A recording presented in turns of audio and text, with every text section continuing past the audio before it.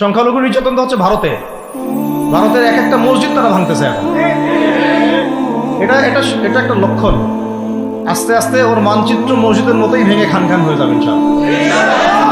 এরা যেমন অখণ্ড ভারত চায়, আমরাও অখণ্ড ভারতই চাই। আমরা চাই অখণ্ড ভারত হবে কালিমা লা ইলাহা ইল্লাল্লাহ মুহাম্মাদুর রাসূলুল্লাহ। আপনারা তো মনে করেন যে ভারত আমাদেরকে ঘিরে রাখছে, তাই না? আসলে ভারতকে আমরা ঘিরে রাখছি। এই দিক থেকে আমরা, এই দিক থেকে চায়না, এখান থেকে নেপাল, এখান থেকে ভুটান, এখান থেকে মায়ানমার, এখান থেকে পাকিস্তান, আর তার চেয়ে বাপ আছে আফগানিস্তান। আছে না আফগানিস্তান? ওদের সাথে কেউ পারছে এই পর্যন্ত? আফগানের ভাইরা নিজেদেরকে গড়ে নিচ্ছে, আমি বোঝাচ্ছি। এই বাংলাদেশকে যদি আমরা একটা মদিনা রাষ্ট্র বানাতে পারি, ইনশাল্লাহ কালকে গাজওয়াতুল হিন্দ হবে। ওটার জন্য রেডি আমরা।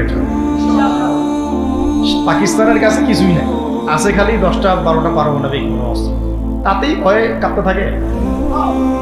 চায়না খালি একটু ভয় দেখায় যে আগাইলে কিন্তু সিকিম নিয়ে নিব, আগাইলে কিন্তু চিকেন নেক গিলে ফেলবো।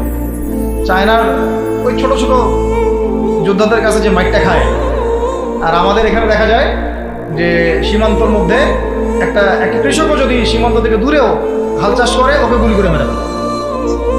ফেলা নেই, ফেলানির কথা ভুলে গেছেন আপনারা? আমাদের বন্যা, এরকম কতগুলো মানুষকে সীমান্ত হত্যা করে মারা হয়েছে। আজকে গুগলে গিয়ে সার্চ করে দেখেন কতগুলো মানুষকে বিগত 15 বছরে সীমান্ত হত্যা করা হয়েছে।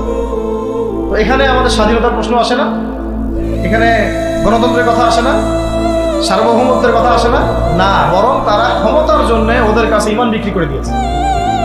ক্ষমতার জন্য এই